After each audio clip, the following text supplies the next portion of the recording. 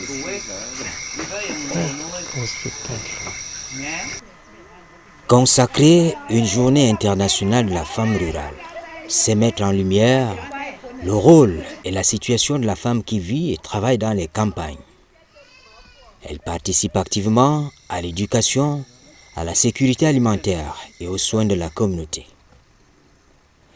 L'intérêt porté aux activités quotidiennes des femmes de la localité d'Akbak, région du centre Cameroun, met en première ligne un mode d'organisation sociale autour de la production, la transformation ou la vente des produits agricoles. L'accès réduit aux services de base, l'eau, l'électricité, l'éducation formelle, a fait développer un type de solidarité communautaire ayant comme élément de fond l'épargne. Ce que Laurent Parot qualifie de forme de tradition d'accumulation privée, appelée une tontine, selon un schéma complexe où le social et l'économique s'imbriquent efficacement pour former un système à la fois flexible dans l'offre des services et rigoureux dans la gestion et le contrôle de son fonctionnement.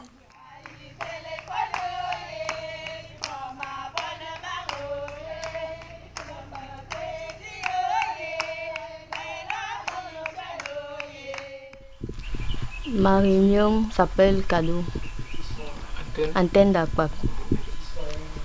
On a commencé, donc j'ai eu l'inspiration que les gens ne peuvent pas vivre comme ça. Il faut plutôt la vie en société, en communauté. J'ai donc vu mes coépouses et nous nous sommes entendus de fonder cette réunion. Et on a commencé chaque fin du mois. On donne un litre d'huile et un morceau de savon. Après le savon, on cotise aussi l'argent. Donc après la réunion, on donne aux bénéficiaires. Et après, le mois prochain, on attend le courant. Ce n'est pas facile. On n'a pas les routes. Les terres ne sont pas vraiment fertiles. Et en plus, les produits ne donnent pas bien. Mais on se défend quand même, on met le manioc, ça pourrit, ça ne donne pas bien.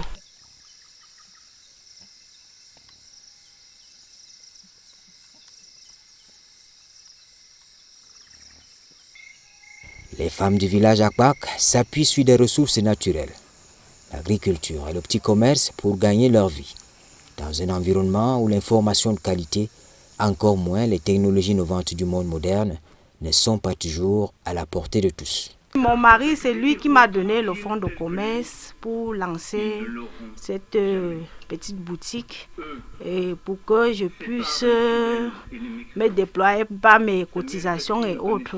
Donc moi-même, je gère ma boutique et je fonctionne comme je veux. Je gère mes cotisations et mes tontines. Je vends un peu de tout pour les femmes. Il y a le cube, il y a les tomates, il y a de l'huile, il y a le jus, il y a la bière, le lait, les biscuits pour les petits enfants, les bonbons. Et je vends un peu de tout. Je suis technicien supérieur menuiserie et bénisterie. Moi, j'ai fait mes voyages de part et d'autre, Tchad, Soudan, Libye. Bon, j'ai décidé de rentrer au village. Et en rentrant au village, on a des petits projets. Mon premier projet, c'est d'amener d'abord la femme à être autonome elle-même. Et pour que la femme puisse être autonome, il y a des petits projets. Par exemple, comme vous avez vu tout à l'heure, la boutique. Il y a les champs en face. On a les champs de plantains, manioc, bananes et autres. Et on a aussi petit élevage là derrière. Si vous voyez, il y a un enclos derrière. Bon, c'est à partir de là que j'essaie de mobiliser un peu mon énergie pour sortir ma femme de la léthargie, la femme du village, pour qu'elle puisse être autonome. Donc moi, en tant que mari, je pense que c'est un rôle primordial que je mets au devant de la scène. Ici, les normes sociales sont parfois discriminatoires. Les conditions de vie, difficiles.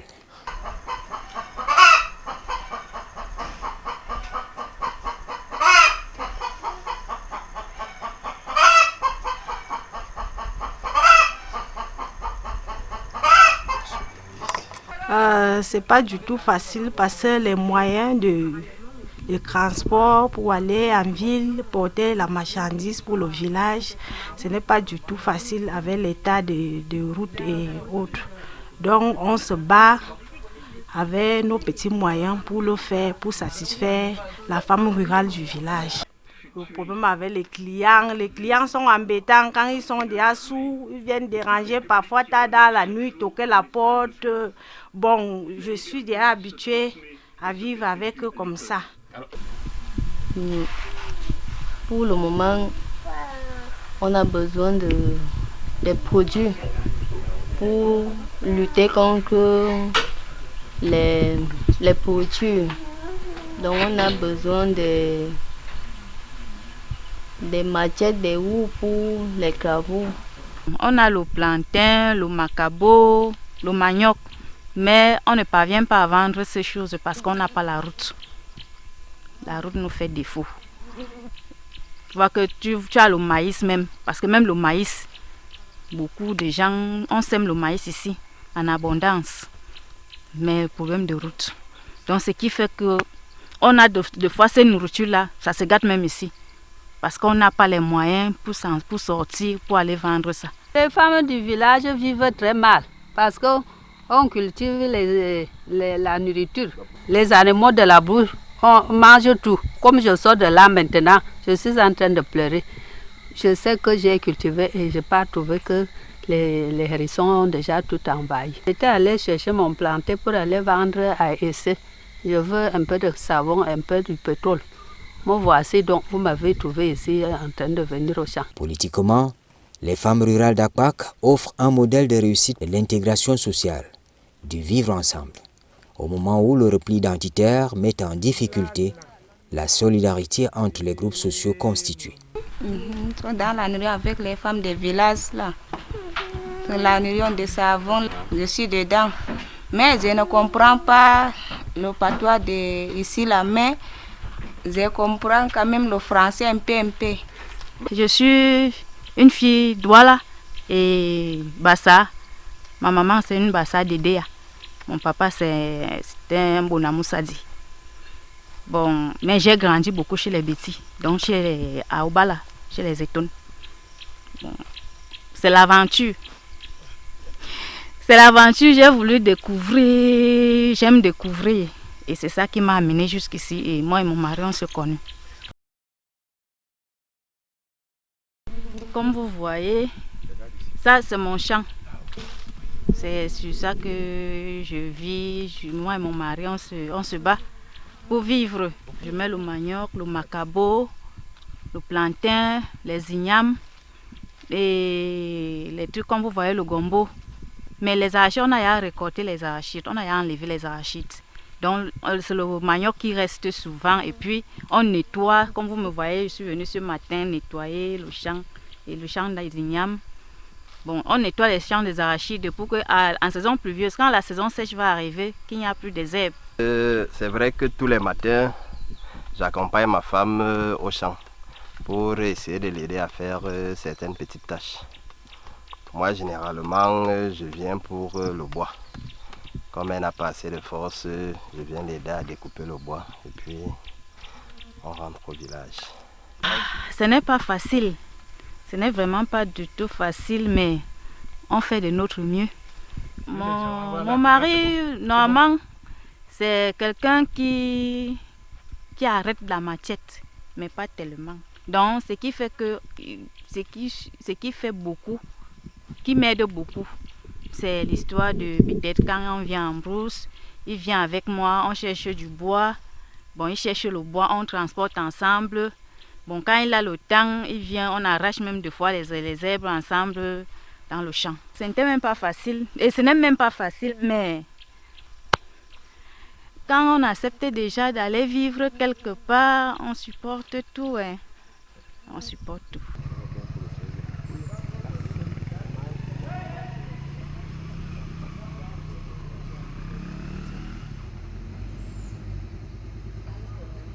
Loin de tout activisme malsain, la journée de la femme rurale du 15 octobre de chaque année est avant tout un moment de reconnaissance de la place de la femme dans les campagnes.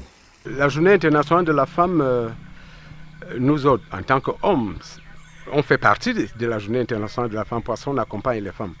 Pour la surprise, ça ne manque pas du tout. Elle a toujours des petites surprises de part et d'autre pour la montrer que non, madame, vous êtes une femme qui doit être valorisée. Parce que nous autres qui avions déjà voyagé, on se rend compte que quand tu arrives au village, il y a certaines personnes qui prennent la femme comme si elle était une esclave, fait tout, mais avec nos connaissances, on amène la femme à une tendresse. Il faut aimer sa femme. Parce que si tu n'aimes pas ta femme, tu ne peux pas la valoriser. Il faut mettre la femme au premier plan. C'est de ça qu'il est question. Mais au niveau du village, bon, vous allez constater que tantôt on tape la femme par-ci, par-là. Par contre, la femme a des droits. Et ces droits doivent être respectés. Donc, en tant que mari que je suis, je respecte scrupuleusement les droits de ma femme. Il faut continuellement célébrer la femme rurale par des politiques publiques innovantes, de manière à alléger ses tâches domestiques au sein de la famille ou de la communauté tout entière.